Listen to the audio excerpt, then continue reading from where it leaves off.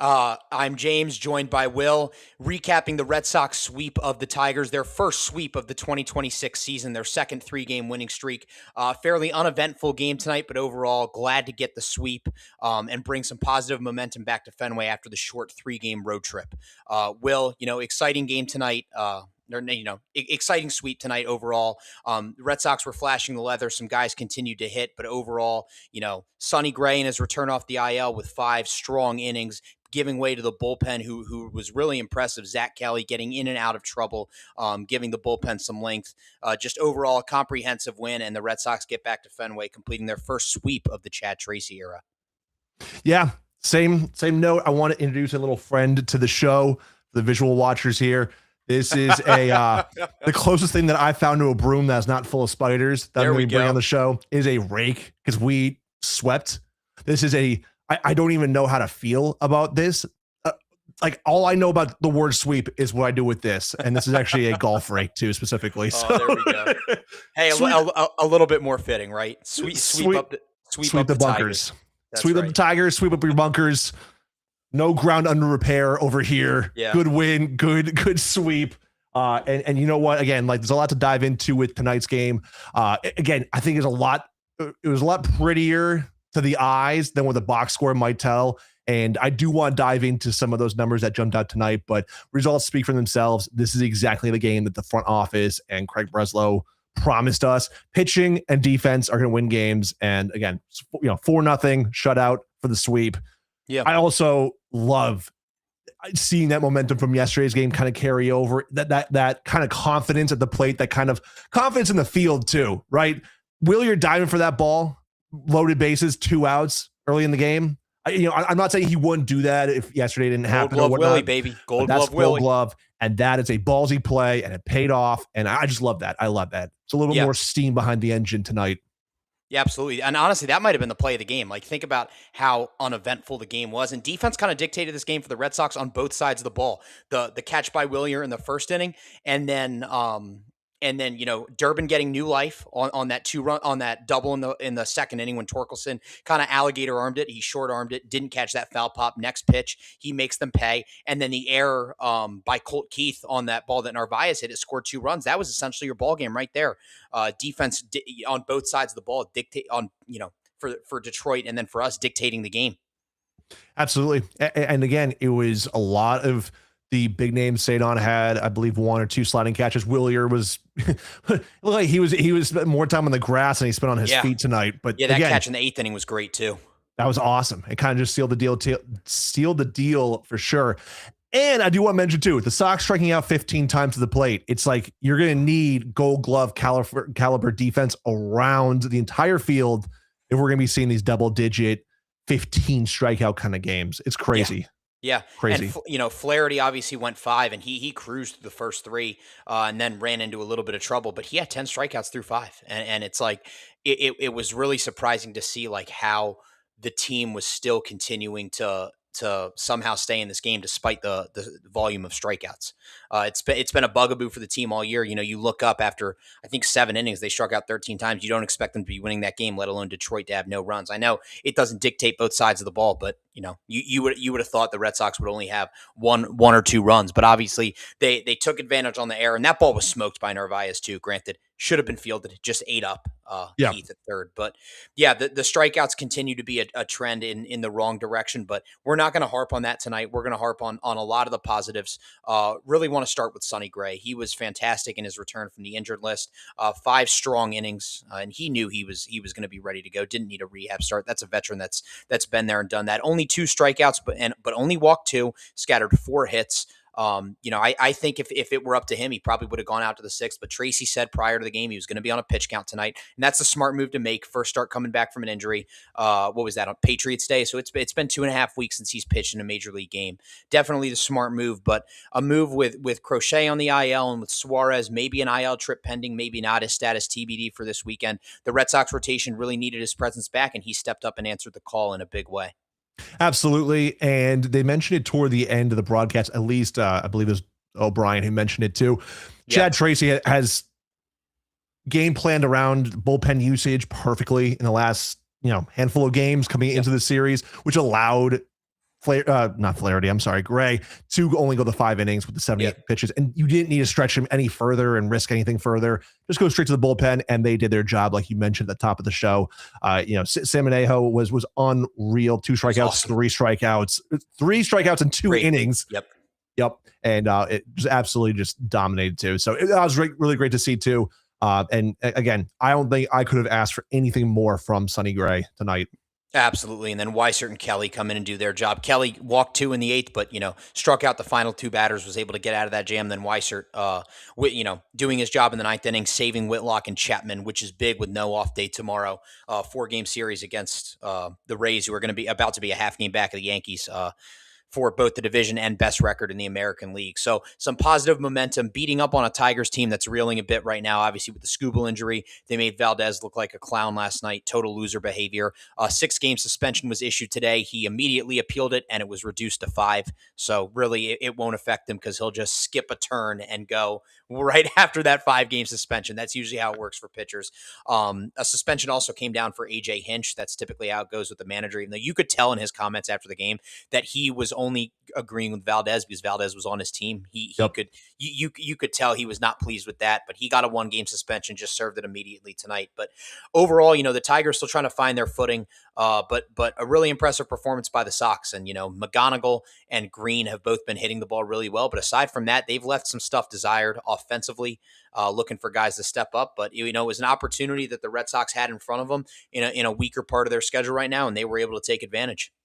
Yeah, super injury prone Tigers right now, which is unfortunate. They fully healthy. This is one of the more fun teams to watch in baseball. It's Sure. unfortunate that they're, played with so many injuries right now, but the Red Sox did exactly what you have to do when you are facing teams that are injury plagued like the Tigers. You go in there and you kind of dominate. I say dominate very lightly. Again, 15 strikeouts. I believe it was Dave in the 7th inning, I want to say, and he called out 13 strikeouts for the Red Sox. And I'm like, wait, what? Like this series? No, tonight. No, tonight. Yeah. It really didn't feel like it at all. Yeah. It didn't feel like it. Honestly, the game kind of flew by because it was pretty uneventful. There was just not a lot that happened. A couple of things that I did want to talk about, and a note about the Tigers before we move on. I think they still eventually get it going and win the Central. I know Cleveland's up there right now, but Minnesota has fallen back to the pack. A team that you played them while they were hot, but we knew going into the season they weren't going to be one of the stronger teams, and you got your teeth kicked in. The Red Sox have not taken advantage of weaker parts of the schedule. I know St. Louis is playing well right now, and they took 2 out of 3, but they let Dustin May, one of the worst pitchers in baseball at the time, completely carve them up. So it was like going into this, the Red Sox really hadn't taken advantage of pitching matchup opportunities or just opportunities against teams that were a bit weaker to stack up some wins, but glad to see them do it tonight and in this series. But a couple guys I wanted to hit on. First, Marcelo Meyer. He just keeps flat out raking, and I know he's still platooning, so it's not a Cora thing. It's not a Tracy thing. It's probably a Craig Breslow thing. I think we'd all like to see him play every day. Baseball players are creatures of habit. They want to get into a rhythm. That's the biggest thing. And I was talking with some friends about it. I was talking with some family members about it. Everyone agrees Meyer should be playing every day. I think most Red Sox fans agree with that. Hopefully, this hot streak will continue to push that topic of conversation, and he forces Breslow or Tracy's hand, whoever it is. But another hit tonight. He's up to 258. That average was in the low 200s to high 180s, 190s not too long ago. So the hitting streak. I don't remember if it continued tonight or if it was snapped last game, but he's really hitting the cover off the ball since April 20th. Really glad to see. And then Yoshida, obviously, 2 more hits tonight. A guy that has been struggling for playing time, but whenever he's in, he's hitting the ball hard. He's spraying line drives all over the field, not striking out, and continuing to find ways to impact this team with his bat, really, because he's been relegated to designated hitter duties. Yeah, I do want to touch on Marcelo. I think that tag that he had on that That ball was great. Yeah. to left field, Durant throws it in, gets a Veerling at second base. That tag was beautiful. The throw was beautiful. I had to sit there and I was telling my wife, I'm like, if that was IKF that made that tag, it would be less cool. I don't even know if he would have made it. Let's be real. Who knows? Who knows? I'm glad that we didn't see IKF at all tonight. But again, more evidence that Mayer should be there, whether it's second base or third base or shortstop. Hell, put him at first base. Contreras looks like he hurt his hand. We might I hope he's okay. Yeah. All of us were just like, oh, like that just the audible gasp, right? Yeah. That's the last thing that this team can afford. Yeah. One year, two consistent bats being injured like that in his hand. Who knows what will happen if we see him, tomorrow or not? We'll see. But yeah, Mayer 100%. He's working competitive at bats, which I really like to see. And he did have one of the 7 walks the Red Sox worked Yep. today too. So I love the patience at the plate with him. I think that was the thing with him last year. Small sample size in the majors, but really a little too eager. So love seeing his patience there. And then yeah, like you mentioned, Yoshida, one of the few guys on the Sox tonight that did not work a walk, but he had 2 hits. It's like, I don't care how many times you walk if you can put bat on ball and get on base. Yeah, so Meyer did have a hitting streak end on May 2nd, but he's hit safely in 8 out of his last 9, and dating back to April 20th, that's I think 15 or 14 out of his last 16. So he's really hitting the ball well. He's really turned a corner. And yeah, Yoshida just keeps hitting. Like I don't know what more he needs to do. And it's like if Anthony is not going to be out there, play Yoshida. Yep. Like there Yeah. shouldn't, if one of the outfielders is in there shouldn't be a logjam. You go Duran, Rafaela, Abreu, Yoshida. It's pretty Yep. simple. No more platooning. Get your best guys out there. I know Jaron's gone hitless in the last 2 games, but he walked twice tonight, stole a base. He's still making an impact defensively. He had that throw on the Meyer tag.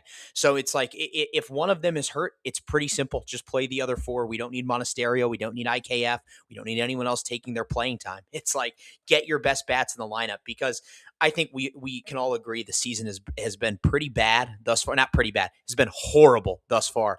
The AL is terrible. Somehow they're only 2 games out of a playoff spot. I'm not thinking playoffs. Calm down. But it's more so just like if you can get yourself into a position where you're somewhat competitive by Memorial Day, the beginning of June, that's really the first watermark where people look at the standings, look and see where you're at. It really takes 60 to 70 games to kind of evaluate what you have as a team. Dealing with injuries, whatever it may be. It's like if you can be competitive at that point, you never know what can happen. So they have a 3-week stretch. Obviously, played Atlanta 6 times in that stretch, but aside from that, the schedule weakens a little bit after this Tampa series. They play Kansas City. The Phillies have been red hot as of late with Mattingly coming in as the interim manager, but they're still a reeling ball club on the whole, similar to you, fired their manager. It's like there's opportunity for the Red Sox to make up some ground. Minnesota comes to Fenway. So it's like get yourself in a position where you're playing good baseball and you're competitive and you never know what can happen. And even more short term, too. We said this before that home series against the Yankees, and then you had Baltimore and Toronto. The division rival games is where it starts. It doesn't matter. Yeah. The standings obviously do matter at all points of the season. But again, you can't win your division if you can't beat your own division. Yeah, and exactly. This Tampa series, 4 games at Fenway, coming off a sweep. I expect that energy to be loud. I expect that energy on both sides, both by the fans, but by the Red Sox too. I want to go out there and swing bats, run the bases, be aggressive on the base paths, and still show off this like Gold Glove caliber defense across the board. Absolutely. You better be leading the charge tomorrow. I will be right next to the Sox dugout, just yelling absolutely. in there. But yeah, crochet bobblehead night tomorrow. It's a Thursday night nationally televised game. Everybody should be there. Then Friday night, every living member of the Red Sox who has a number retired has been invited back to throw the first pitch. A lot of confirmed attendance: Ortiz, Yaz, Pedro. I'll get that full attendance list in a minute. But it's like there's going to be a lot of legends in the building. I think Middlebrook said John Lester might be there. I heard John Lester too tonight. A lot of the younger guys too. Damon, I heard. I think Derek Lowe's going to be there. Yeah. Bill Miller might be there too as well. A lot of these like childhood heroes that we all watched growing up, and unfortunate that I won't be there Friday. I'll be there tomorrow, but regardless, that's gonna be really cool to see and just create that environment just for a playoff like environment. It has to. You have the best Red Sox players still living on the field pregame. You have to bring that energy afterward, especially if you're wearing the Fenway greens, which they should be on Friday. Absolutely. There's magic in those Fenway greens. 7 out of their 8 wins have been walk-offs. But yeah, it's marking the 125th anniversary of the first ever Red Sox home game, which was at the Huntington Avenue grounds in 1901. All living Red Sox alumni with retired numbers are delivering a ceremonial first pitch. So Boggs, Pedro, Fisk, Ortiz, Rice, and Yastrzemski are all confirmed participants right now. But it seems like a lot of legends will be in the building. The crowd should be bumping. And then a Saturday afternoon at Fenway. The only issue with Saturday afternoons at Fenway now is those yellow jerseys. They should banish them. We got to get rid of them. Bring back the navies for the road. Bring back wearing the reds at home. Whatever it is, I think a large portion of the fan base is done with the yellows, myself included. And then Sunday afternoon, just hopefully go out and at worst split this series. If you can split against Tampa before going to Kansas City, you're not, or excuse me, before hosting Philly, you're not in a bad spot. You bring up the yellow jerseys, and They seems used to win in them, they don't anymore.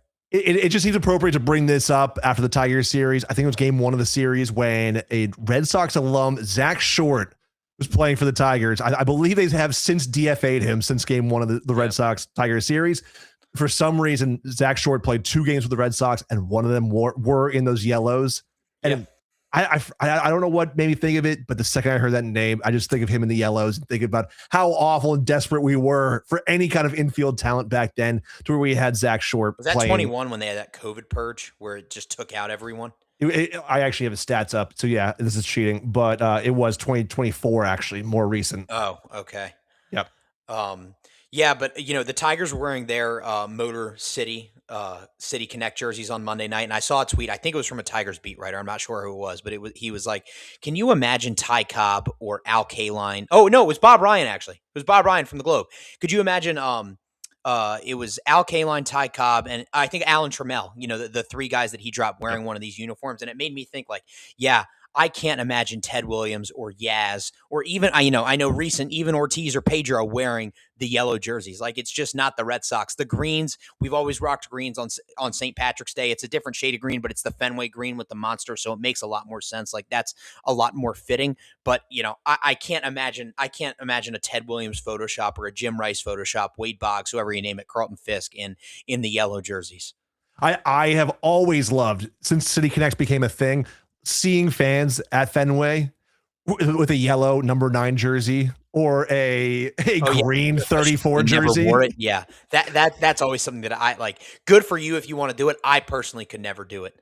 I just can't. Like, you might as well put up like the number 100 on your back. Like, that's just you're never gonna see it. You're never gonna see it. Yeah. I respect the mention of it, but come on. The City Connects were very fitting for Alex Verdugo. Like that you can very much see him in that. Raffy Devers, Xander, like, those guys debuted it, whatever. Fitting for those guys, but not for Kike Hernandez, absolutely. Yeah, exactly. Exactly. Put him in every single one, absolutely. Yeah, but enough with our random jersey tangent. I would love to see the Reds back at home on a regular basis. Seems like we're only going to get that on doubleheader days now. Those used to be reserved for Friday nights at home, but alas, maybe one day we will get the red jerseys again. But a big weekend coming up at Fenway. The Red Sox pitching in the starting rotation in a bit of shambles. Only 2 confirmed starters right now, with Bennett going tomorrow and Early going on Friday. Suarez's status is still TBD for Saturday. Then obviously Sunday, I think it's largely TBD because they don't know whether they're going to go with Bayo to start the game or an opener and then to go with Bayo. Obviously if you can get the version of Bayo that he was on Tuesday night, do anything you can, whether it's an opener for another inning or 2 and then going to him, like, do whatever you need to do to get that version. And granted, it probably helps that he was facing a diminished Tigers offense at this point compared to Tampa is going to grind him down. It's a team that's familiar with him in the division, but do whatever you can do, be creative, because you have to win these ball games. And I am interested to see what they might do if Suarez can't go on Saturday. Yeah, a lot up in the air. I'm really excited for Jake Bennett. I get to see him in person, I believe, tomorrow if everything goes according to plan. But Jake Bennett, man, like at Fenway, again, we already saw what he did in his first start.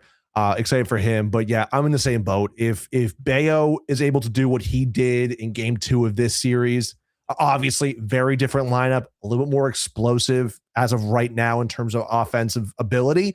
Caminero is finding his bat, and that's great to see. A lot of other talent on the Tampa side of things too.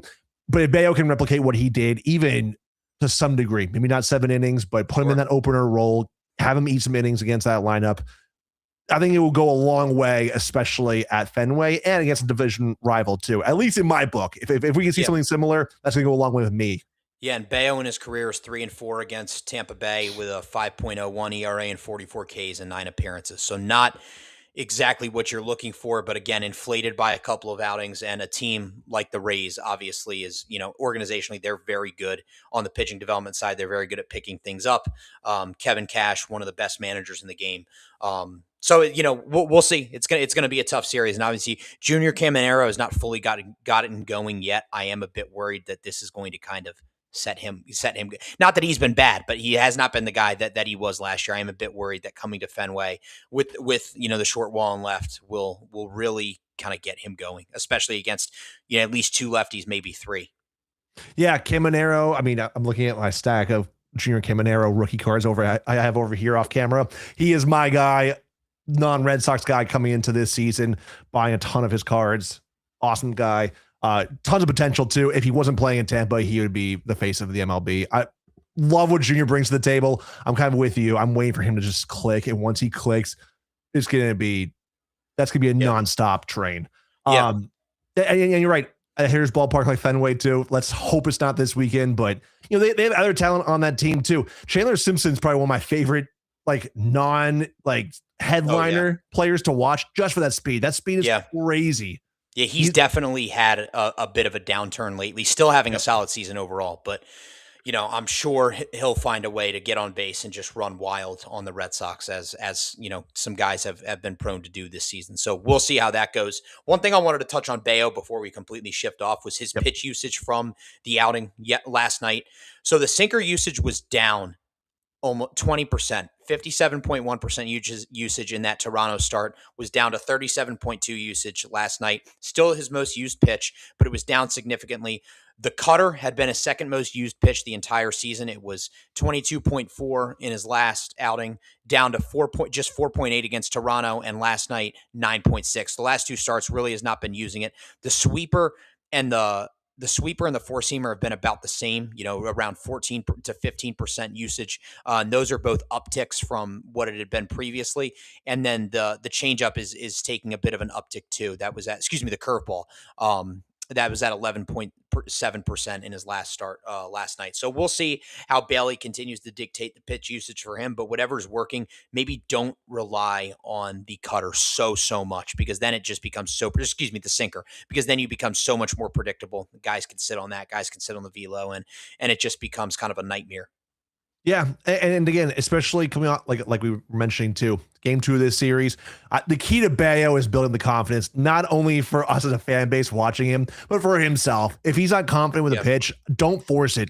We saw what happened with Crochet and what they were working on in spring training, and I love his comment afterwards, like, no, not going to throw that pitch, right? Didn't work, done. Let Bayo say the same thing. Let Bayo say, hey, let him dictate what he's going to throw to some degree, at least the range of pitches that he will throw. If he's not comfortable, don't throw it. With a very how can I phrase this, emotionally sensitive pitcher like Bayo, emotional. Yeah, sure.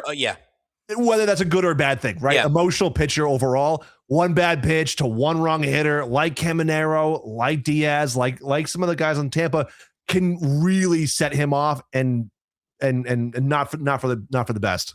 Exactly. So, it's probably going to be some emotionally charged games too. The Red Sox are desperate if they want to get back into this thing. Obviously still have a long way to go, but 16-21, you were 13-21 3 days ago. You got to keep stacking wins, keep stacking series, as AC used to say, and they did their job here in Detroit. So overall, very solid series. I think my biggest takeaway is Meyer and Yoshida continue to hit. They continue to do their job. Rafaela, obviously very impressed with him this series. And then Willier, the great job defensively tonight. The bomb last night. He continues to do it all. He's mashing against left-handers this year. I think hitting 368. He's been unbelievable. Yep. Yeah. Biggest takeaways for me: make sure that defense is right where it has been for the last few weeks. Keep that up. And once again, even today too, it shows you the importance of starting pitching. It's like it is so crazy how dependent this team is on starting pitching. Yeah, it's how they built the team. And if you want ride or die by starting pitching, your starting pitching better show up night in, night out. And not have weeks and stretches of weak starting pitching where you're using the bullpen in the 3rd, 4th, 5th inning. So again, this entire series, loved it. Continue that momentum, both defensively, pitching, and offense going into the Tampa series. Really important series too. I don't want to hear people undervalue the importance of a 4-game series against Tampa. Yes, it is early May. Yes, we are a month plus into the season. You dug yourself into a hole. Absolutely. And these are the series that you can help dig yourself out of. Yeah, for sure. This is a hugely important series if the Red Sox want to make any noise and get back into things. And I think the biggest thing was the way they played in these 3 games against the Tigers is the way we kind of envisioned them playing all season. They have one of the best defenses in baseball.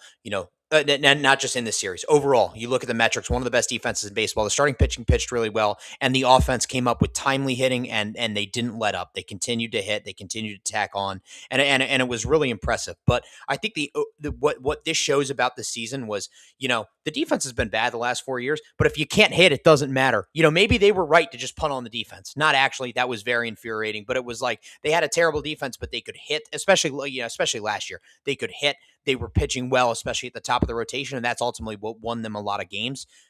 This year the offense hasn't been there, and it doesn't matter how great your defense is if you're not pitching and you're not hitting, especially if you're not hitting. You can pitch all you want, but if you lose games 3-2, it doesn't matter. Like, you have to be able to hit. So hopefully the offense can take something into the Tampa series, because without the offense hitting, and hopefully returning home, you get some home cooking. Haven't played well at home, haven't played well anywhere this year, but good Red Sox teams in general always play well at home at Fenway Park, and make it a home field advantage again. Make it intimidating for opponents to come in there. Just go in there and take care of business. Use the monster to your advantage. We've seen the power stroke come out, this last week to 10 days. Continue to do that. Take advantage of the monster. Take advantage of whatever you can. And obviously it's not going to be easy going up against Tampa. They're probably going to use an opener tomorrow, and then they have TBD, very, very intimidating presence on the mound listed for all 4 games this weekend. But after that, it's Rasmussen, Martinez, and who was Friday? It was Martinez Saturday, Rasmussen Sunday, Steven Matz, former Yep. Red Sox, on Friday. So they have TBD listed, but that's who's slated based off of their previous games. So 3 pitchers who have all pitched very well this year. Matz is familiar with what you did. He was in the bullpen for the last 2 months of last year. Drew Rasmussen continues to do his thing. Probably one of the more underrated pitchers in the game, especially being in Tampa. He's just going to slide under the radar. And Nick Martinez continues to do his thing.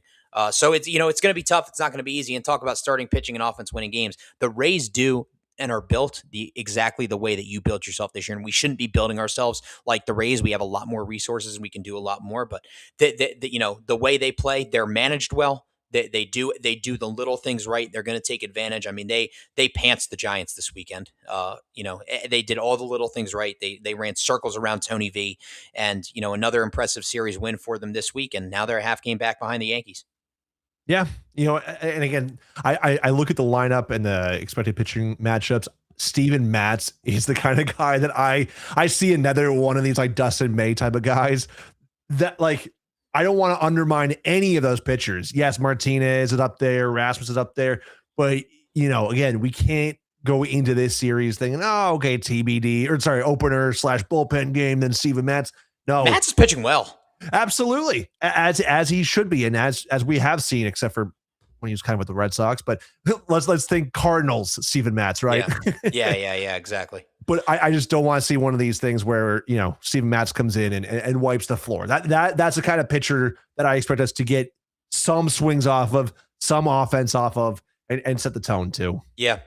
Steve Peralt had on Twitter, tonight is the first Red Sox sweep in 251 days. So crazy that it's been that long. I don't know when that would have been. Probably sometime last August. They didn't sweep I'll go back and look at the schedule. They didn't sweep Miami at Fenway. They took 2 out of 3, but we'll see. That is just something that. Oh no, it would have been the Orioles 4-game series, August 25th through 28th last year in Baltimore. Roman hit 2 leadoff homers. Right. So yeah, I mean, first sweep in a while. Just glad to get their second 3-game winning streak. 2 is nice, 3 is a winning streak. We'll see how they carry it over. If they can make it 4 tomorrow, or at least get 4 out of 5 after splitting these first 2, you put yourself in a good position for the last 2 games this weekend.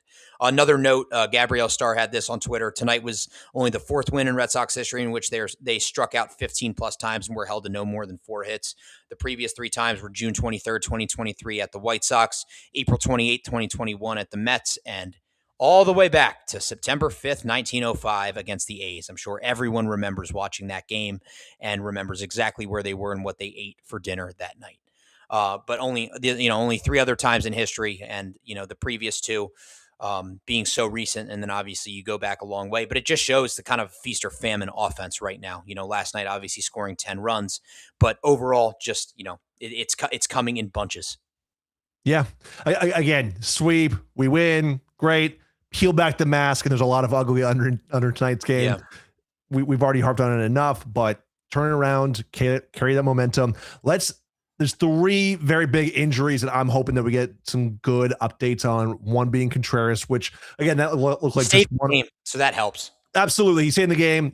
Probably just one wrong swing. I don't think anything serious with that. But then also curious what's going to happen with Roman, and then obviously with Ranger as well. So a lot to look out Yeah. for this coming weekend and a big series coming up. Yeah, and I'm sure that Roman, even if he's held out tomorrow, I think they have until Friday until they lose a day on the retroactive because it's 3 games. Right. And he played on Monday, so they might even take it precautionary tomorrow with the wrist sprain. Hopefully, he's back in the lineup by Friday. Hopefully, Ranger is back in there on Saturday. I think the fact that he didn't, the fact that he got an MRI, thought he was fine is a positive sign that he didn't get put on the IL right away. So we'll see what we can get, but it's an important series. Chad Tracy's now 6-4 as the Red Sox manager. Hopefully he can keep things going. The offense has performed a bit better over the last 10 games. So exciting weekend ahead. Overall prediction time. Let's see what you got, Will, and then I'll unveil mine. I was really hoping you would go first. Before we do predictions too, I just checked. Chad Tracy did have some comments after the game about Wilson Contreras' hand, and it looks like he's kind of underplaying it. They're not really thinking it's anything serious, saying that it's barked at times this year, but it hasn't really been a consistent issue. And then, again, knowing that and the numbers that he's put up to, it's like that's a little bit even more impressive. But now we can move on. Breath saved. Prediction time. With this Tampa series, again, I would love to see, a 3-1 series. Do I think that's going to happen? Probably not. I say safely we take 2-2. We split the series evenly. I'm right with you. I think we're going to get a split. Section 10 would say a Benny's banana split, throwback to the 2024 season when they coined that. But, I think Tampa's coming in really hot right now, winning this series against Toronto. They always play the Red Sox tough. They played them well. But I think the Red Sox are able to do enough to get a split. If we get swept or we lose 3 out of 4, it's just back to the same old, same old. But right now we have a little bit of hope somehow, some way, and hopefully they can keep it going. And at least salvage a split. So I've got both Will and I have a split for this series. Let's hope the Red Sox can at least do that, maybe a little bit more. Should be an exciting weekend at Fenway. And please join us tomorrow night as we recap Game 1 of the series with Jake Bennett on the bump against Tampa Bay.